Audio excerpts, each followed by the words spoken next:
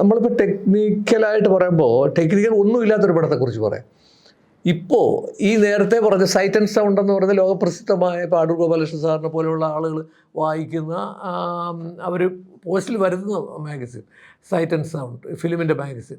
അപ്പോൾ അവരൊരു സർവേ നടത്തും. സർവേ നടത്തുമ്പോൾ ഈ ലോകത്തിലെ ഏറ്റവും നല്ല സിനിമ ഏറ്റവും നല്ല സിനിമകൾ ഇതുവരെ ഇറങ്ങിയ ഏറ്റവും നല്ല സിനിമകൾ അതിൽ 2, 3 സ്ഥാനത്ത് പലപ്പോഴും വന്നിട്ടുള്ള ഇപ്പോഴും നിൽക്കുന്ന ഒരു പടമുണ്ട്. അത് ജാപ്പനീസ് ഓസുവിൻ്റെ പടമാണ്. ഓസുവിൻ്റെ ദ ടോക്കിയോ സ്റ്റോറി.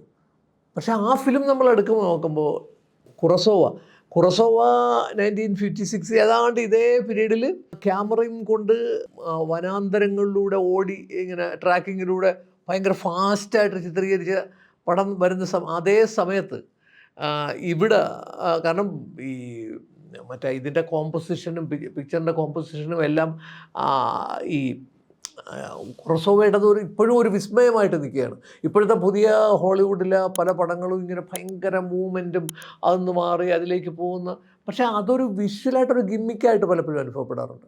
പക്ഷേ ഇത് ഒരു പർപ്പസോടുകൂടിയാണ് ക്യാമറ മൂവ് ചെയ്യുന്നത്, അല്ലെങ്കിൽ അടുത്ത കട്ട് വരുന്നത്. ഒന്നിന്ന് മറ്റതിലേക്ക് പോകുന്നതിൻ്റെ ആ ഒരു ട്രാൻസിഷൻ അപാരമാണ്.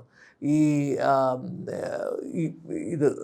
കുറസോവയുടെ ചിത്രങ്ങൾ നമ്മൾ നോക്കുകയാണെങ്കിൽ. പിന്നെ ഈ പടം ഈ പറഞ്ഞ 1953 ഓസുവിൻ്റെ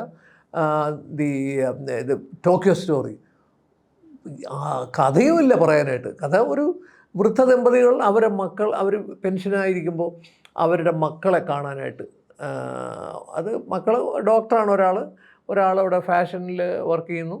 അപ്പോൾ ഇവരെ കാണാനായിട്ട് പോവുകയാണ്. അപ്പോൾ മക്കൾ അവിടെ ചെല്ലുമ്പോൾ ഉള്ള അവരുടെ കുട്ടികളുടെ അത് ചെറുമക്കളുടെ പ്രതികരണം അപ്പോൾ ഇവർ പ്രതീക്ഷിച്ചൊന്നുമല്ല.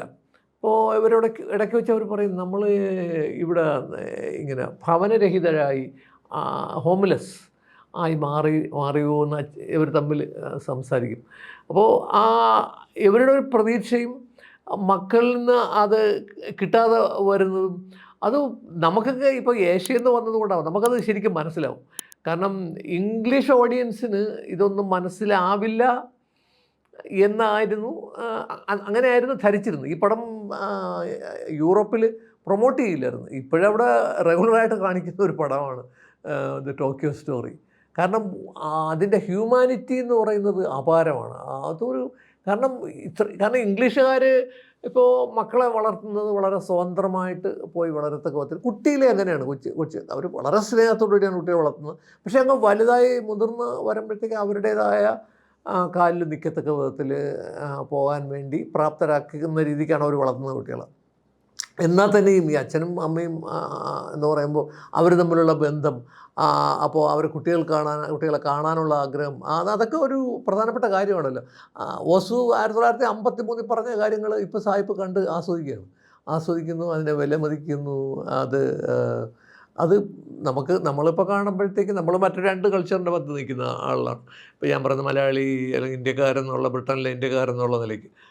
അപ്പോൾ നമുക്ക് അത് ശരിക്കും ഭയങ്കര ടച്ചിങ് ആയിട്ടൊരു പടമാണ്. അതിമനോഹരമായ പടമാണ്. ക്യാമറ മൂവ് ചെയ്യുന്നില്ല എന്നുള്ളത്. പക്ഷേ ഇപ്പോൾ നമ്മളൊരു ക്യാമറ ഒരു സ്റ്റാൻഡിൽ വെച്ചിട്ട് ചിത്രീകരിച്ചാൽ അതിന് ഫ്രണ്ടിൽ എന്താണോ നടക്കുന്നത് അതങ്ങ് ചിത്രീകരിച്ചിരിക്കുകയാണ്.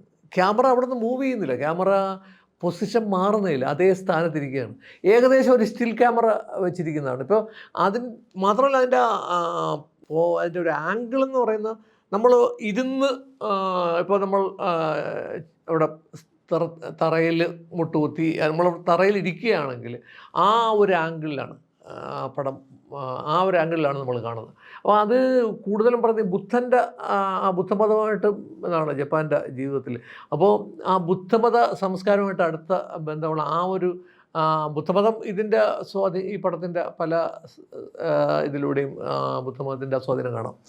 അപ്പോൾ അങ്ങനെ അതാണ് ഈ പറഞ്ഞ ടെക്നിക്കൽ ഒരു അഡ്വാൻസ്മെൻറ്റും ഒപ്പം അതേ സമയത്ത് ഇതൊന്നുമില്ലാതെയും അതിഗംഭീര പടം എടുക്കാമെന്ന് പറയും. ഇപ്പോൾ മറ്റേ ഈ മൊണ്ടാഷൊക്കെ കൊണ്ടുവന്ന ഈ മറ്റേ ബാറ്റിൽഷിപ്പ് പോട്ടംകിനൊക്കെ കാണിക്കുന്ന, അതൊക്കെ ബാറ്റിൽഷിപ്പ് പോട്ടംകിൻ ലണ്ടനിൽ കാണിക്കുന്നത് വെച്ചാൽ ലൈവ് മ്യൂസിക്കോടുകൂടി ഞാൻ കേട്ടിട്ടുണ്ട്. അത് അതിഗംഭീരമാണ്. ലൈവ് മ്യൂസിക് അവർ ഈ ഓരോ ഷോട്ടിനും വേണ്ടി ഈ ലൈവ് മ്യൂസിക് ഇങ്ങനെ ചെയ്ത് ഓരോ ഷോട്ടിനല്ല ത്രൂ ഔട്ട് ഫിലിമിന് വേണ്ടി അങ്ങ് ചെയ്തു പോവുകയാണ്. പക്ഷെ നമുക്കത് ഭയങ്കര എഫക്റ്റീവായിട്ട് ഒരു പടത്തിൽ കൊടുത്തിരിക്കുന്ന സൗണ്ടിനോടൊപ്പം തന്നെ അത്രയും എഫക്റ്റീവായിട്ട് ഈ മ്യൂസിക് കൊടുത്ത് അങ്ങനെ കണ്ടിട്ടുണ്ട്. അപ്പോൾ എല്ലാ ദിവസവും ഈ നാഷണൽ ഫിലിം തിയേറ്ററിൽ ലണ്ടൻ ഫിലിം ഫെസ്റ്റിവൽ ഉണ്ടോ ഇല്ലയോ അവിടെ പടം നിറക്കുകയാണ്. അപ്പോൾ ലോകത്തിൻ്റെ വിവിധ ഭാഗങ്ങളിലേക്ക്, ഇപ്പോൾ നമുക്കൊക്കെ അതിൽ മെമ്പർഷിപ്പുണ്ട്. അപ്പോൾ ഞങ്ങളൊക്കെ എടുത്തിട്ട് ഇങ്ങനെ പടങ്ങൾ കാണാൻ പോകും. ഞാൻ എൻ്റെ ചെറുകുട്ടിയുമായിട്ട് പോയിട്ടുണ്ട്. അപ്പോൾ അവളന്ന് 11 വയസ്സാണ്. 11 വയസ്സുള്ളപ്പോൾ പോയിട്ട് സത്യജിത്രയുടെ പത്തേർ പഞ്ചാലി കാണാനാണ് ഞാൻ വിളിച്ചത്. അപ്പോൾ ഞാൻ പറഞ്ഞു ഇതൊരു ബ്ലാക്ക് ആൻഡ് വൈറ്റ് ഫിലിമാണ്. ഇപ്പോൾ അപ്പൂപ്പൻ തന്നെ ജനിക്കുന്നതിന് മുമ്പെടുത്ത പടമാണ്. പക്ഷേ ഇതിലൊരു ഭയങ്കര ഹ്യൂമാനിറ്റിയുടെ കഥയുണ്ട്. പിന്നെ അതിമനോഹരമാണത് കാണാൻ. ബ്ലാക്ക് ആൻഡ് വൈറ്റ് ആണ്. അങ്ങനെ ഇതിനൊരു ടേസ്റ്റ് കിട്ടാൻ വേണ്ടി ഞാൻ യൂട്യൂബിൽ, ഈ പടം ഉണ്ടല്ലോ, യൂട്യൂബിൽ ഇതിൻ്റെ ഒരു 2-3 മിനിറ്റ് കാണിച്ചു കൊടുത്തു. അപ്പോൾ ഇതാണ് പടം, നിനക്ക് വരുന്നെങ്കിൽ വരണം എന്നാണ് നമ്മൾ പറയുന്നത്. പക്ഷേ നിൻ്റെ ഇഷ്ടമാണ് തീരുമാനം. അവൾ വന്നു. അവൾ വന്നത് എന്ന് മാത്രമല്ല, അവൾ പോയിട്ട് എനിക്കൊരു ഒരു ഒരു റിവ്യൂ പോലെ എഴുതി തന്നു. ഞാൻ റിവ്യൂ ഇങ്ങനെ എഴുതി ചോദിക്കും ഒരു റിവ്യൂ വേണം. വളരെ ഡീറ്റെയിൽ ആയിട്ടൊന്നുമല്ല, ഒരു പാരഗ്രാഫ്. അപ്പോൾ അവൾ അതിൻ്റെ, കാരണം ചില ഭാഗങ്ങൾ എനിക്കിപ്പോൾ ഓർമ്മയുണ്ട്.